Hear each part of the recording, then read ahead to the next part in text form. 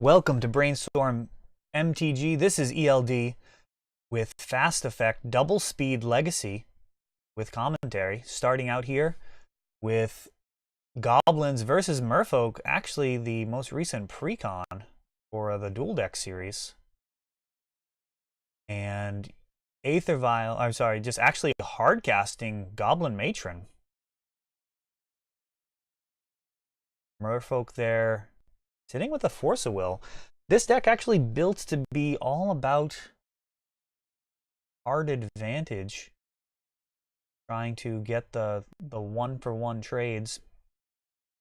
And here it looks like, oh, the shields were down. Port was not used that turn, and that allowed a True Name Nemesis to sneak onto the board. So with those Wastelands, could have potentially kept Kyle off of True Name for quite some time. And there's a Ringleader who whiffs completely. So the shields were down with the Matron. And Aether Vial is in hand. Oh, and another True Name. Talk about compounding errors. Tarfire drawn. That is no answer. The True Name Nemesis. And really, Goblins doesn't have much of an answer at all to True Name, aside from going really wide, which it can do. With a pair of True Names, that's going to be much, much more difficult. Representing a 3-turn clock, going to need to really get down Krenko and activate it a couple of times with a War Chief. I'm sorry, a Chieftain. Something along those lines. So again, not using the mana denial element, a little difficult to do so when you're so far behind. It actually looks like Rishadan Port plus Wastelands would have completely stopped all of this from happening, but 2 Phantasmal images. So it is True Name Tribal here. 4 True Name Nemesis on the board. This game is all but over. One more turn.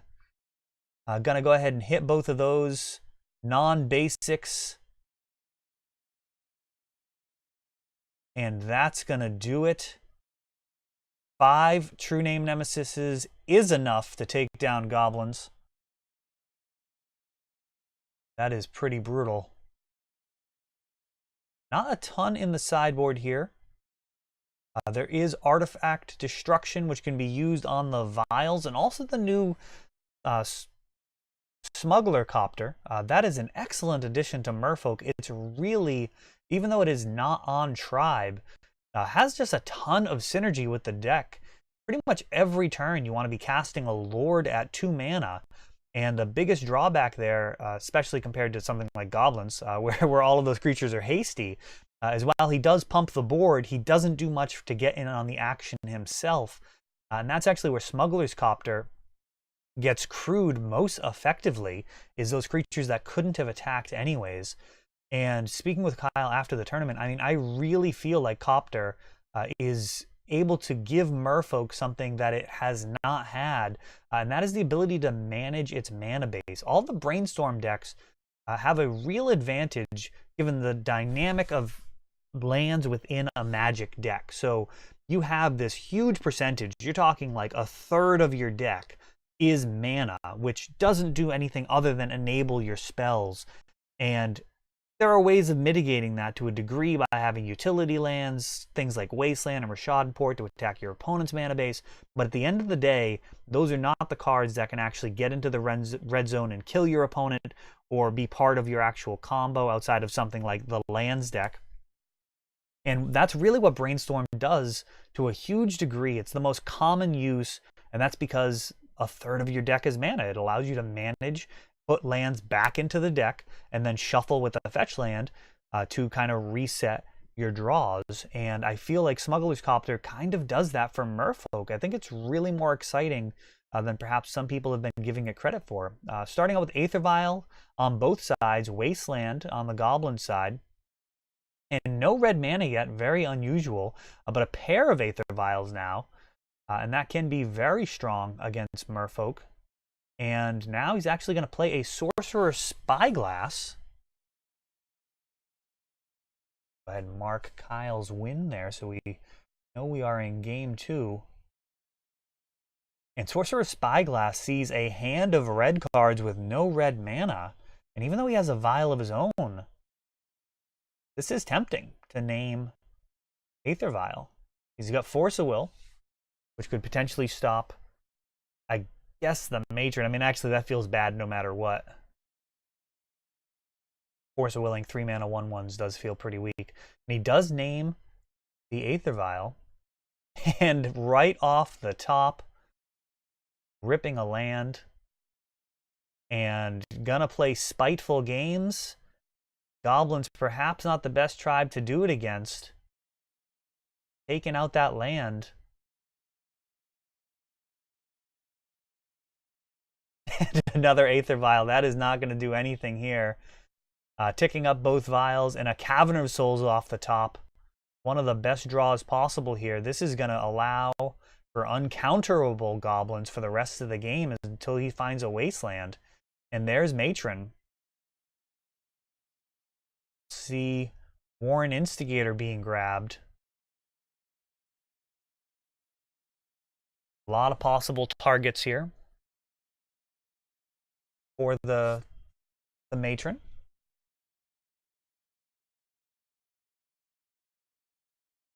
The Warren Instigator so good with other Matrons in hand. You can effectively start getting multiple Matrons out of the deck, just recurring card advantage.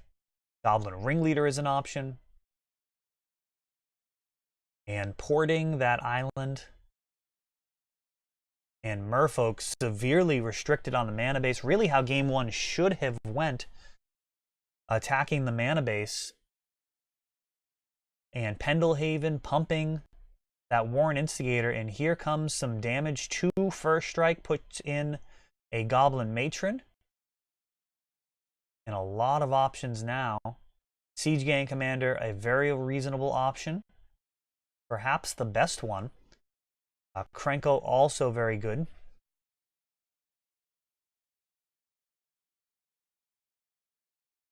course, my goal with playing this deck was to kill people with Mogg Bombers. And gonna grab Krenko to try and make that happen.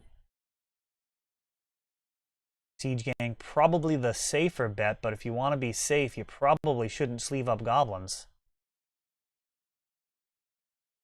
Oh, and he's got to Dismember.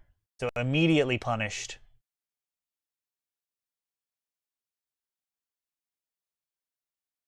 But still a two-turn clock for Kyle. And he actually packs it up, and we are off to game 3. That is 1 win apiece.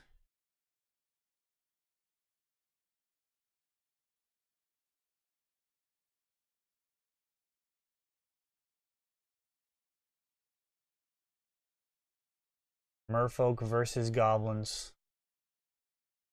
Just like the dual deck. It's actually where a lot of these cards came from. Recently picked up 100 of the dual decks and cracked them all. Wholesaled them out. Not a crazy ROI on that, but worth doing in the short term. I'll probably do that again shortly.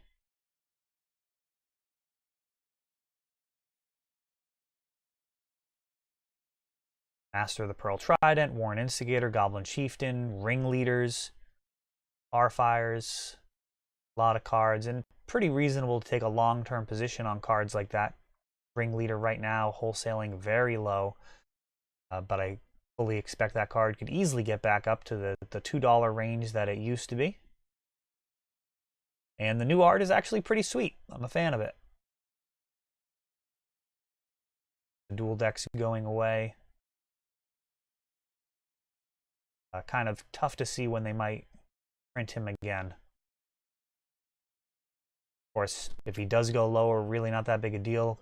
Starting at the bottom, good way to go for my investment dollar. And here we go, Chalice at 1 for Merfolk.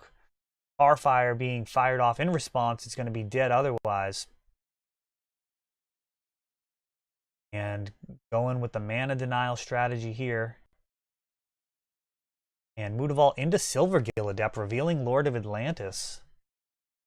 So taking a page out of the Goblin book in terms of the 2-for-1 situation. Silvergill really good at that.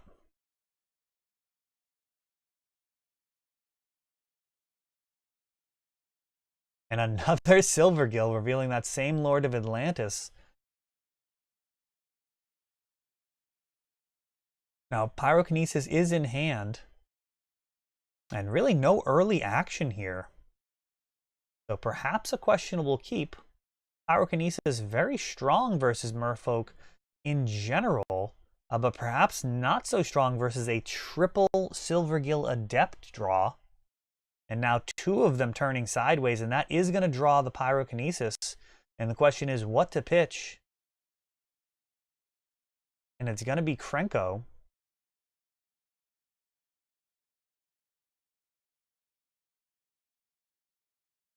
At this point, may just really need Krenko to stick. Might have been better to keep both Krenkos in case of Dismember. But Merfolk traditionally really light on removal.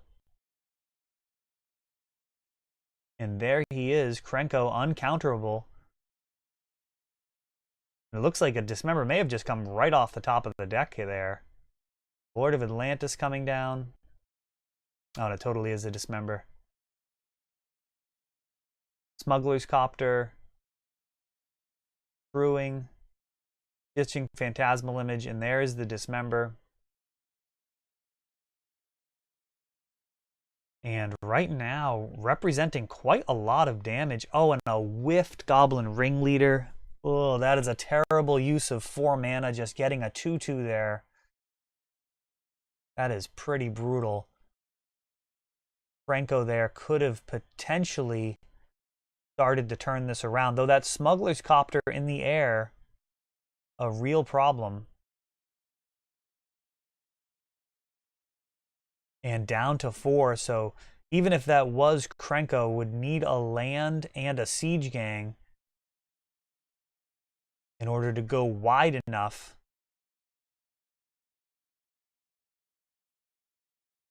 So just not in the cards here.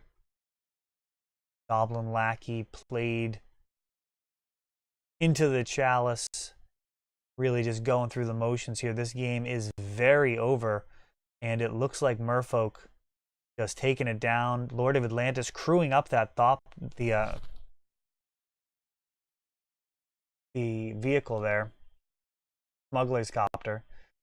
And that is it. The looting goes through, and then just for added effect, Dismember.